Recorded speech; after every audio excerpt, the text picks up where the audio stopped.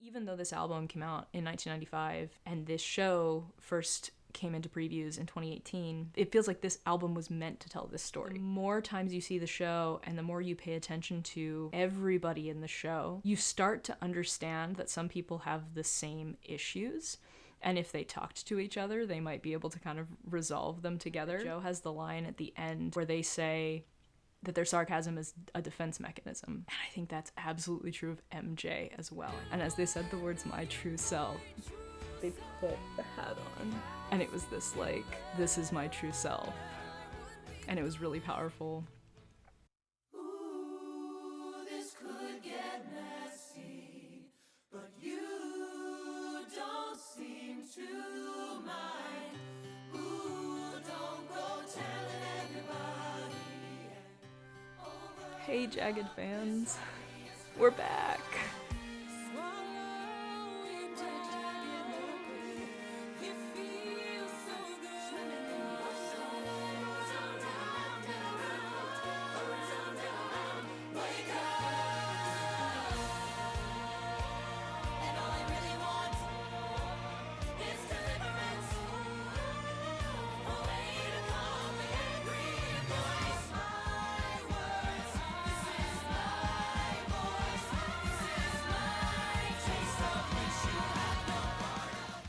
I honestly didn't know when or if I was gonna do another Jagged Little Pill video.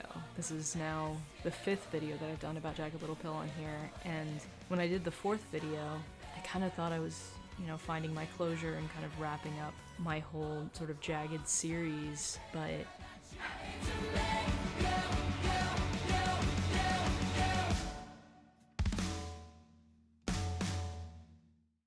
Jagged Little Pill is going on tour! When the tour was announced, of course I was excited, but I wasn't sure if I was gonna be creating another video to kind of talk about the tour, because I didn't know if it would, for lack of a better word, like warrant a full video breakdown, but I just got to see it, and I did the math, and it had been over a year and a half since I had seen it on Broadway, and I didn't realize how much I missed it.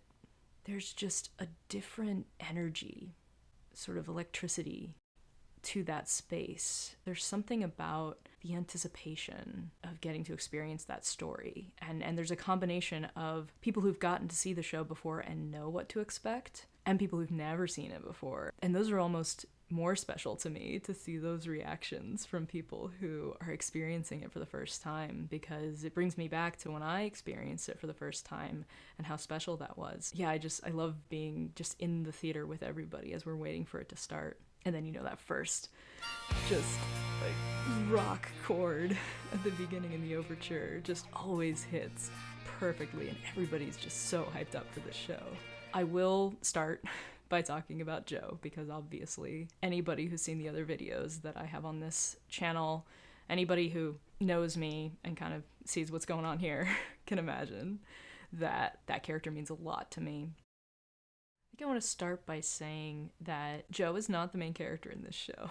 The amount that I talk about Joe on this channel, the amount that I talk about Joe when I'm talking about the show with other people who've never seen the show before, when they go see the show, they're always surprised that Joe is a side character. But I mean, it's a very important character to me, so obviously it's something that really resonated, and I feel like maybe Joe should be a more main character, but that's my own opinion. Having gotten to see Lauren Patton play the character and feeling so personally connected to that interpretation of the character as someone who is Mask of Center and on this gender journey, and very much still in the haven't got it all figured out just yet part of my journey. Yes, a year and a half on, still figuring things out.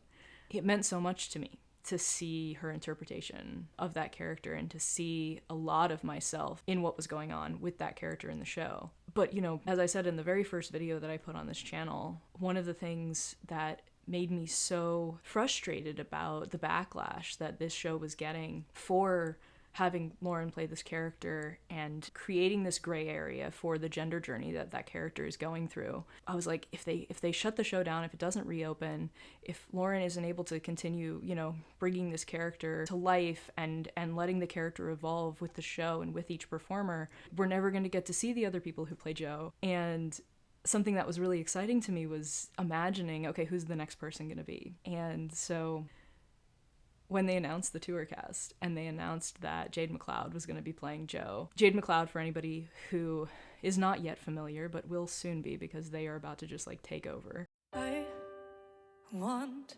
you to know that I'm happy for you.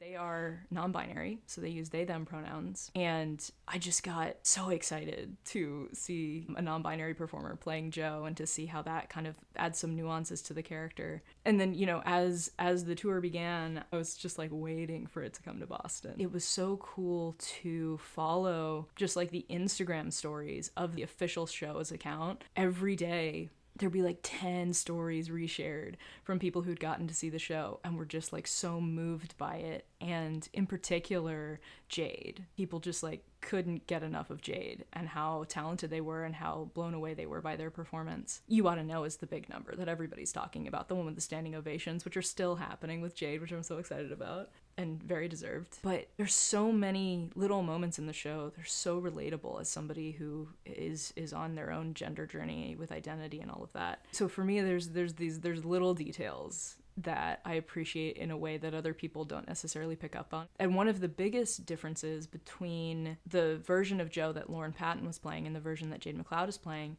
was Lauren is wearing a beanie as Jo. And costumes in general in this show play such an important role in showing the evolution of each character. And Jo in particular, there's so much about one's identity and gender journey that is about how you're presenting yourself to the world. I very much relate to the gender presentation aspects of what that character is going through. So seeing how Jo's just outfits evolve throughout the show and seeing the way that clothes help kind of like showcase the growth that the character is going through is really powerful to me. So the beanie and the fact that Jo is wearing the beanie up until we get to the You Oughta Know number and then doesn't have the beanie on in that number at all is kind of the first time that Jo's like actually having this like cathartic emotional release and like taking control, and it's great. And the beanie was, you know, like a comfort thing that's just kind of like helping her kind of just like hide a little bit, but also just like have that, okay, this is part of me, this is part of my identity, this is part of my gender expression. And so it was really cool that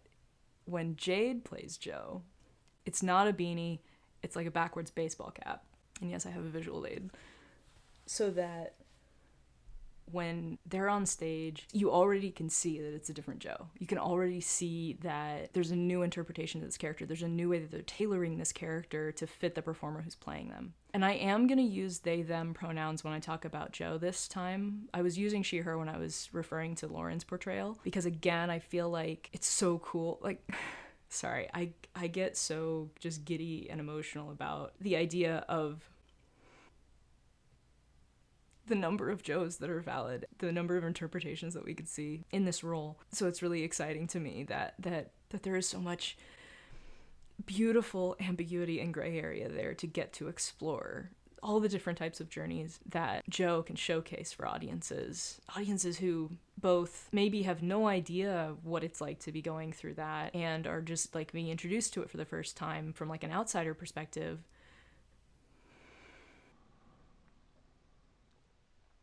But even more for the Joes in the audiences who either don't know that about themselves and are just like having these aha moments as they're watching it, or do know. When I first saw it, I had already come out to myself, come out to other people, and was beginning this sort of journey of understanding myself a little bit better. So getting to see that validated on stage when I was in the midst of that, I can't even fully verbalize what that means to me.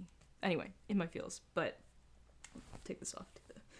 So anyway, I am going to use they, them pronouns when talking about Jo in this show, because getting to see a non-binary performer play this character, I want to respect the pronoun shift there, because I think it's a great example of how each performer can tailor Jo to, you know, something similar to their own journey. And I think it's valid that Lauren's Jo uses she, her pronouns, and that Jade's Jo uses they, them.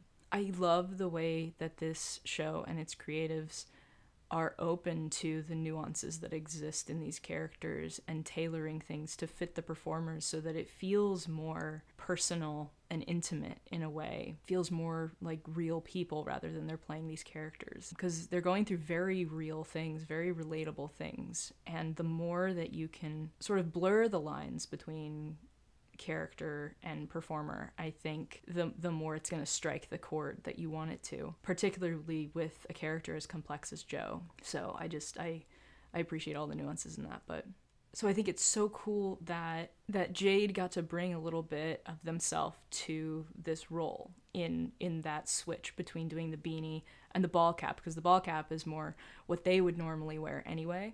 One of the most impactful changes that they made in the blocking with Joe, and actually incorporating the hat into it, is in That I Would Be Good, which if you've seen the second video on this channel, I spent a while talking about That I Would Be Good because it is my favorite number in the show. Won't you accept who I need to be? But when Joe comes into that number, in the reopening version, Lauren puts the beanie on right before she begins walking across the stage to do kind of the majority of the verse. But in the version where Jade is playing Joe, they are holding the hat sort of to them, clinging to like this comfort item as their mom is talking to them. And I was sort of wondering when they were going to put it on, because they didn't put it on where Lauren did in the show. So I was wondering what happened, and they waited till the lyric in the song that is that I would be loved even when I am my true self. And as they said the words my true self, they put the hat on. And it was this like, this is my true self. And it was really powerful. And I was just like, it kind of hit me here, because as a fan of the show, as someone who has gotten to see that number perform and is so moved by that number every time, it offered this new sort of interpretation of that lyric that was just, it was an emotional moment for sure. I want to talk about the scene where Joe finds Frankie and Phoenix together in bed, because that is a really raw scene, and the blocking was a little bit different in this one, and I really kind of liked what it did to the tone of that scene, because after Joe discovers them, they're kind of in shock, and that's also how Lauren played it in the show on Broadway. But in the Broadway show, Joe kind of like sprints from the room and doesn't want to be there, and runs into MJ and Steve as they're coming back from the couples therapy session, and is kind of like frantic trying to get out of there. And in this version, when Jade saw them, they kind of like were just standing there, processing in the moment. But then as they go into the next scene, they're standing stock still. They're there. The world is moving around them as they're trying to understand everything that's going on. And that includes Steve and MJ, who almost run into Joe as they're standing there. So that was really interesting, because as anybody who's seen the show before knows, when you get to You Oughta Know, that's a very similar blocking to how that song begins, with Joe just sort of like stock still, looking out at the audience, not making eye contact with Frankie. So it's almost like they go from one scene to the next, having barely moved, having still been in this haze of, I can't believe what's happening, and I'm still trying to grapple with how I'm feeling about all of this and what this means for my own self-worth, for my relationship with Frankie, all of those things. So that was an interesting nuance to that, and I appreciated it. I always love seeing new layers unpacked to this character, and I could never get enough of Joe in this show. Before you get to You Oughta Know, you do have this interaction with Steve and MJ where Joe decides to rat Frankie out. There's this comedy element to it because Joe is often using jokes as a defense mechanism, but as Steve and MJ decide to leave to go talk to Frankie, Joe is still standing there processing. They've kind of like gone through this list of all the observations, and before they realize that Steve and MJ are gone, they're still standing there. And so right as they say, also, please don't call me Joanne, they're left there by themselves. No one's listening, which is another theme in the show. Does anyone hear me? No one's actually listening to Joe and what they want, what they need, what they are vulnerable about. They're not looking under the surface of the sarcasm to see that there's these deep wounds that need healing. And I thought that was just a really powerful scene. So yeah, I had to talk about all of those things with Joe. And Jay did a really great job of capturing all of the emotions that are bubbling beneath the surface. I would say the other two who were really good at capturing this, like, emotions are just right here and could at any minute kind of like overflow, are Allie, who played Bella, who I feel like as soon as we got into Act 2 was pretty much always crying on stage, but not in a way that was like overly dramatic. It was just like there was always this, like, she was just on the brink, which meant that she could easily go there. It made for both Predator, but especially No. Those two were both just very powerful numbers. Another observation I had with No and with All I Really Want, these two numbers where you have people holding up signs. Again, it's been like a year and a half since I've seen the show, and it's so upsetting to me how relevant all of those signs still are. And I feel like every time I see the show, that aspect of it hits deeper, because it's like, this is still a thing that we're dealing with. There's still so much injustice in the world and such a lack of empathy and understanding for what people are going through.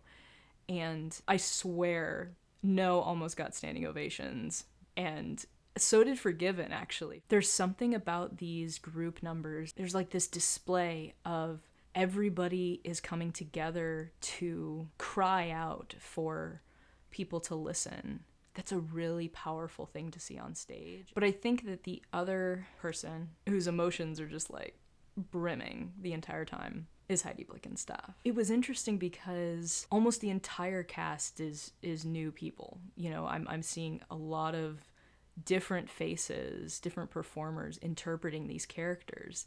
And so, of course, I'm picking up on all the nuances to that. But having Heidi Blickenstaff still playing MJ, she's the only MJ that I've ever known. MJ's a really big character in the show. So the fact that Heidi is up there almost makes it feel like the same performance. She feels so at home in that space with that character. There's so much great just like prop work that just feels so organic to the scene. She's completely in charge of the interactions that she has with all the cast members. You can tell that there's some really great scene partner work going on. And that's also just like perfect for MJ, because MJ is definitely someone who really kind of feels like she needs to be able to have some control over all aspects of her life, which is why as she begins to spiral, it becomes really scary for her as things start slipping away. People start slipping away. Situations start slipping out of her reach. So I think that having Heidi as MJ made for a really wonderful reviewing. She is so funny. There are so many characters who have these little one-liners about what they're going through that the more times you see the show and the more you pay attention to everybody in the show, you start to understand that some people have the same issues. And if they talked to each other, they might be able to kind of resolve them together. I think about the fact that Joe has the line at the end where they say that their sarcasm is a defense mechanism. And I think that's absolutely true of MJ as well. I think MJ definitely uses humor as a way to hide the hurt. And I don't think that's talked about enough. I think that everybody focuses so much on like the vocal power of MJ. But there's even a line where Steve says she's funny too. And I think that gets overlooked a lot. And I think we have to talk about the comedy aspect of this show. And a lot of that has to do with Diablo Cody's book. Obviously, Diablo Cody knows how to write comedy. But I think it's also about how Heidi brings that to the character and the way that she uses her own skill with comedic timing to really make some of those zingers land perfectly. There's a really great balance, though, in the show of MJ's cracking jokes, mocking the other moms in the town that she can't stand. But there's also this really deep layer of trauma and things that she's not addressing and things that she's not even really aware are having a negative impact on her. And I think it's so important to balance those two, and I think the show does a great job of that.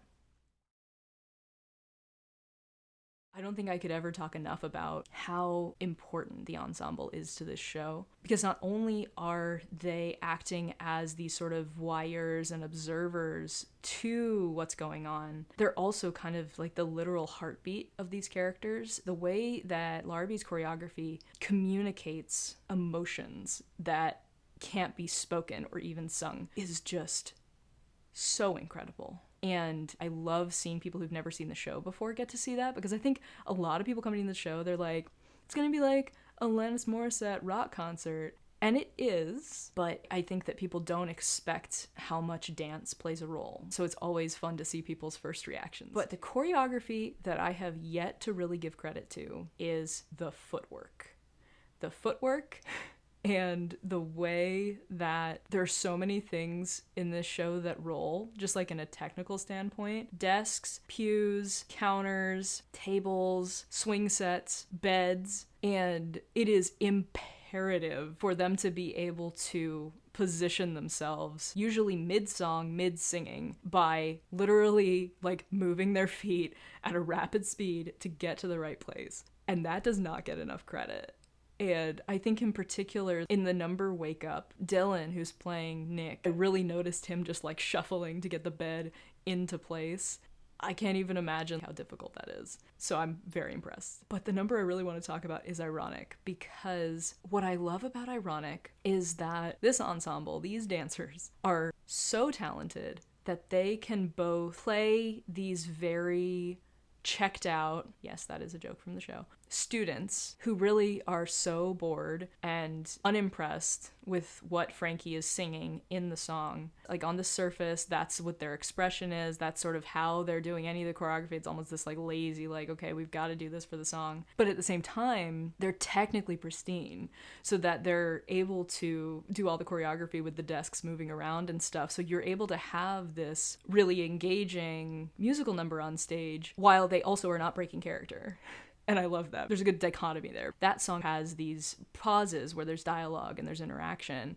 So they've got to go from doing this, oh, it's this great musical number where there's all this choreography, back to, oh, I can't believe I'm in this class. I can't believe I'm listening to this thing.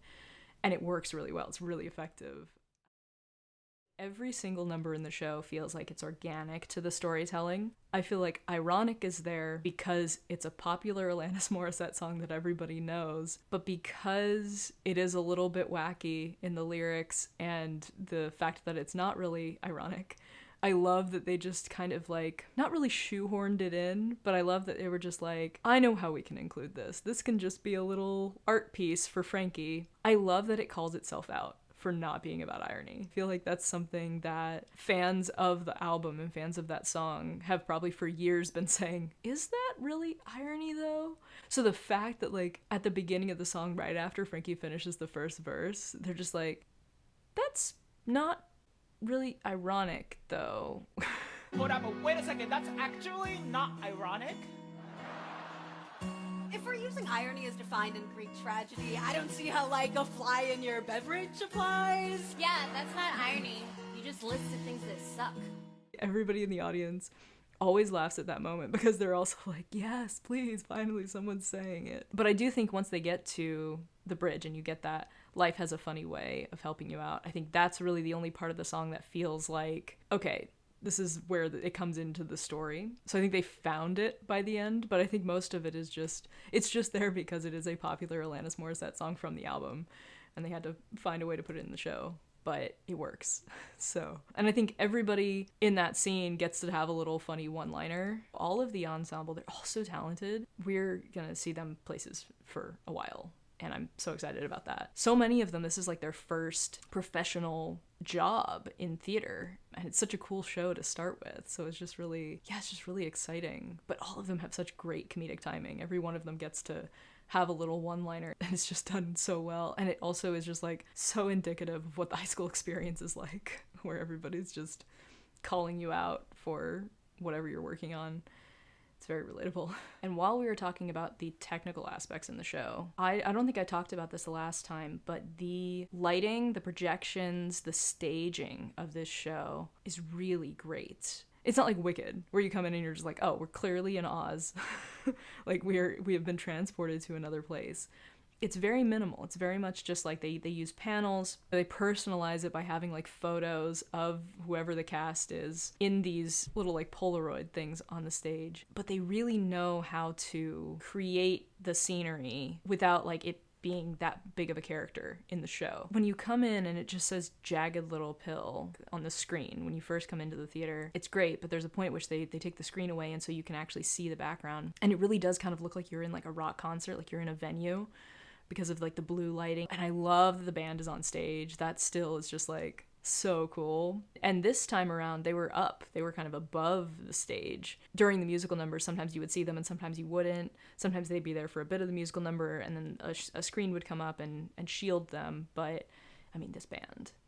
You can't talk about an Alanis Morissette musical and not mention how amazing the band is. The music in this show is so pivotal to the storytelling. Even though this album came out in 1995 and this show first came into previews in 2018, the way that Diane Paulus, Diablo Cody, Tom Kitt, Alanis, all of the people involved with the creative aspects of this show have melded this album into this story. It feels like this album was meant to tell this story. Some people in the audience who'd never seen the show before were like, I can't tell if they're singing the original song or if they've tailored it to fit the character. I wanted to turn around and be like, both. It's both. Because there's such a great combo there. It's so wonderful to me that Alanis has been so involved from the beginning in this show to make sure that her songs are being done justice, both by the performers in the show, but also just in the story that they're telling. I don't even know if I want to think about like which one's better, which one did I like more, because I think for me it's less about that. It's more about this story is so compelling, so poignant, so timely, and it's so exciting to see a new group of people tell it and to see the nuances that exist in this interpretation. So I wanted to share some of my thoughts on that with you. I hope that if the tour is coming to your town or somewhere near you, you're gonna go out and see it. Support theater. Support this show. This is an important show, and it needs to run for as long as it can. It needs to touch as many people as it can. I need to see more Joes. I need to see all the different Joes that bring this character to life. It matters so much. It is so important to feel seen and to feel valid and to know there are other people who are going through what you're going through and can understand it. Yeah. So if you like this video and you want to hit that little thumbs up, that'd be cool. I do recommend that you check out the other 4 Jagged videos that I have on here. Probably should watch those before you watch this one, but we've kind of lost that chance at this point. But yeah, the first 4 videos on this channel are all about Jagged Little Pill. I just think everybody can get something out of this show. Yeah, I'm so thrilled that this cast is breathing new life into the story and that more people are getting to experience the magic of Jagged all around the country.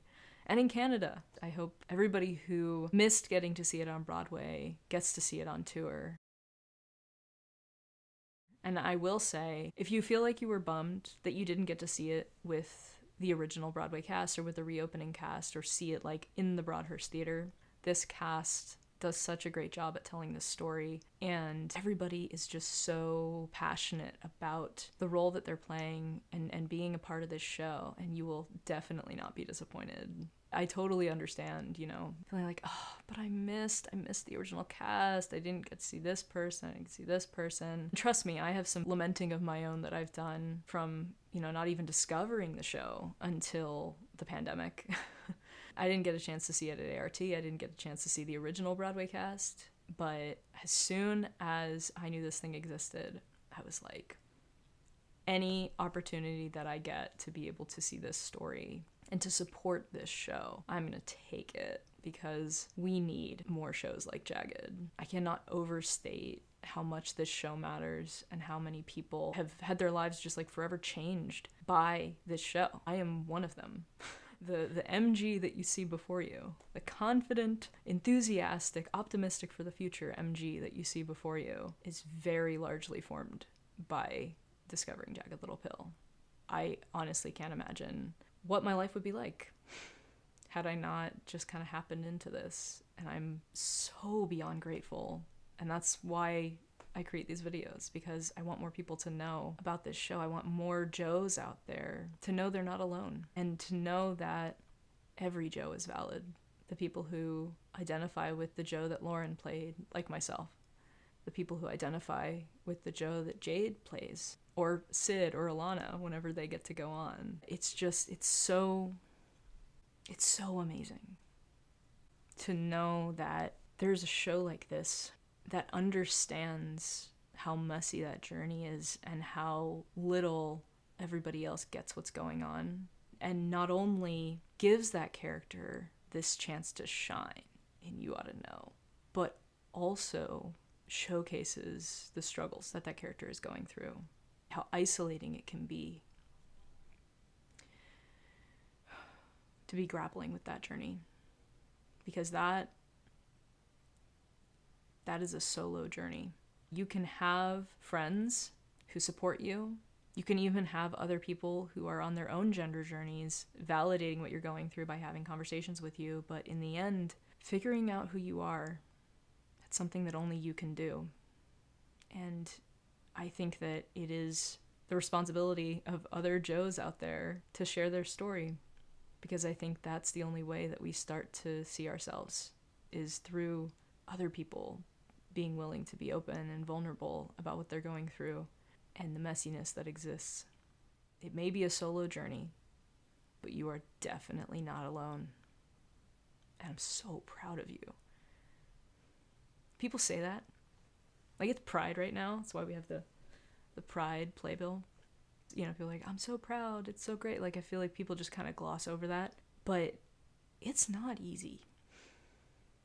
It's not easy to question and try to unpack what's going on underneath. Facing that, having that aha moment, having that ring of keys moment where you realize, oh, wait a second, that's me.